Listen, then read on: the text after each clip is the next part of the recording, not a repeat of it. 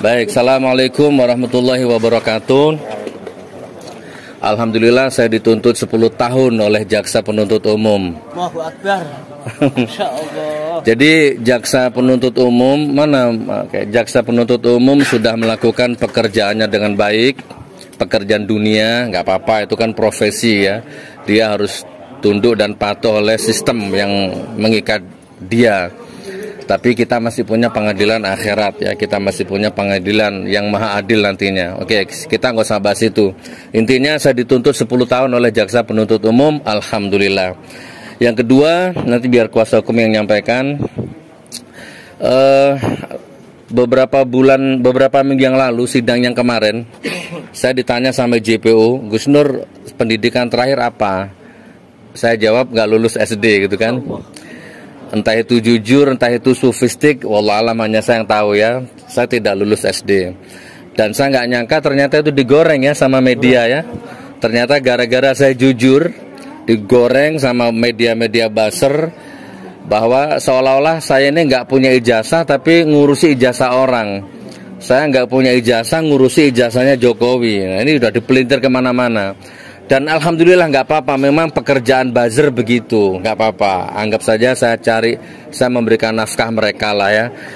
Kan produk ijazah palsu ini kan bukan saya punya, masa kalian nggak tahu kan? Ini kan Bambang Tri yang punya. Dia pernah nuntut perdata di Jakarta Pusat, ya kan? Dia yang nulis buku, yang observasi. Saya kan hanya seorang YouTuber yang ngundang narasumbernya, kan hanya itu intinya. Dan di persidangan juga begitu alur ceritanya. Tapi ternyata tuntutannya sama ini dengan Bambang ini.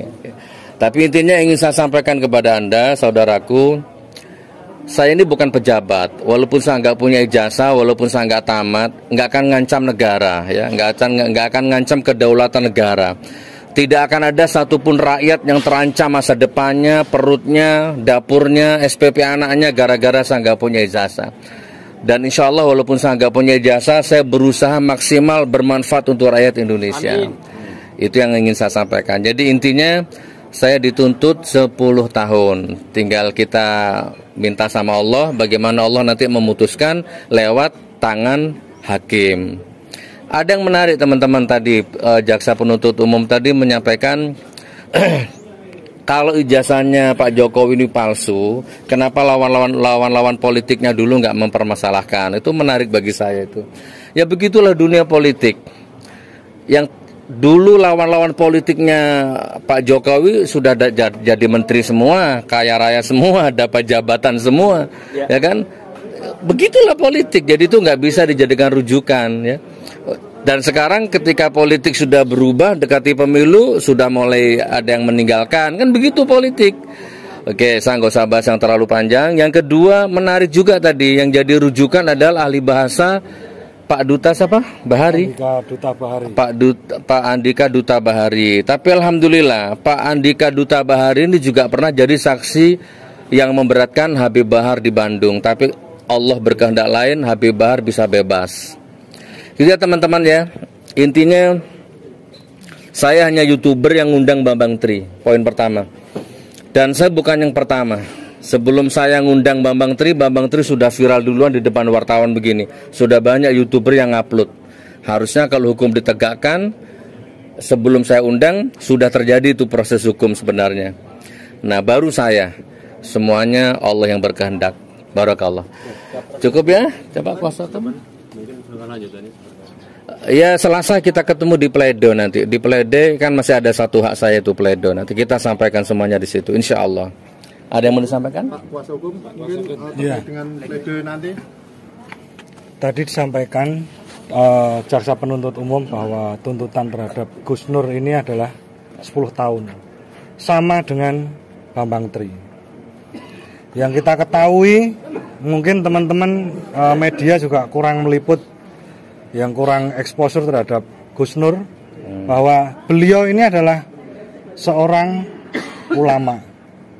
Entah terserah mau ngomong lulusan SD atau apa yang sekarang digoreng, tapi beliau ini dengan uang sendiri punya yang namanya pesantren di Poso, Palu. Di Palu.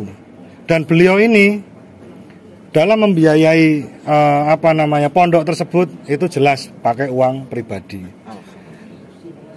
Yang pertama saya sampaikan bahwa dari persidangan tadi, dari tuntutan 10 tahun jelas kita sangat keberatan dan itu tidak adil. Kita flashback sebentar ke belakang. Saya bertanya kepada Gus Nur di persidangan juga, apakah Gus Nur dendam dengan Pak Jokowi? Jawabnya adalah tidak, sama sekali tidak dendam dengan Pak Jokowi. Tidak punya alasan apapun. Gus Nur ini hanya warga biasa, warga yang ingin kritik pemerintahnya karena dirasa di masyarakat hukum belum tegak sepenuhnya. Seperti yang kita ketahui sekarang, banyak orang-orang menyelewengkan jabatan dan lain sebagainya. Narkoba masih merajalela karena apa? Karena seperti itu. Ini adalah cuman kritikan dari seorang warga biasa yang kebetulan adalah memposisikan diri sebagai oposisi. Tentunya dengan pemberitaan seperti itu, Gus Nur melakukan mubahalah dengan Bambang Tri karena isu ijazah palsu dan lain sebagainya. Ini adalah kritikan terhadap pemerintah. Masa sih Indonesia, negara sebesar ini, kita tidak khawatir dengan administrasi yang begitu buruknya di negara kita. Gus Nur menyampaikannya adalah di YouTube. Jaksa penuntut umum menuntut bahwa Gus Nur ini menyebarkan keonaran. Keonaran yang mana yang disebarkan? Keonaran menurut Undang-Undang nomor 1 tahun 46 itu adalah keonaran pada waktu itu, pada waktu setelah kemerdekaan. Bukan keonaran seperti media sosial. Media sosial seperti teman-teman wartawan semua ketahui bahwa komentar dan lain sebagainya itu tidak real, tidak secara fisik. Jadi itu hanya di media sosial. Bukan terjadi keonaran betul-betul di masyarakat. Itu satu. Yang kedua, Gus Nur ini adalah seorang ulama yang sangat mencintai agamanya. Tapi kebetulan beliau ini adalah seorang oposisi. Apakah pantas beliau dengan melakukan mubahalah seperti itu dituduhkan sebagai seorang penista agama? Oke. Saya tanya seperti itu kepada teman-teman wartawan di sini supaya masyarakat paham bahwa seorang yang mencintai agamanya dituduh sebagai penista agama. Bagaimana dengan penista-penista agama yang betul-betul melakukan penistaan agama? Banyak, dan itu tidak diproses. Mohon maaf. Itu juga sebuah kritikan. Oke. Seperti itu. Mungkin teman-teman ada yang mau nambahkan? Saya closing ya. Sebentar, saya closing ya. Mumpung ada media ini. Saya closing ya.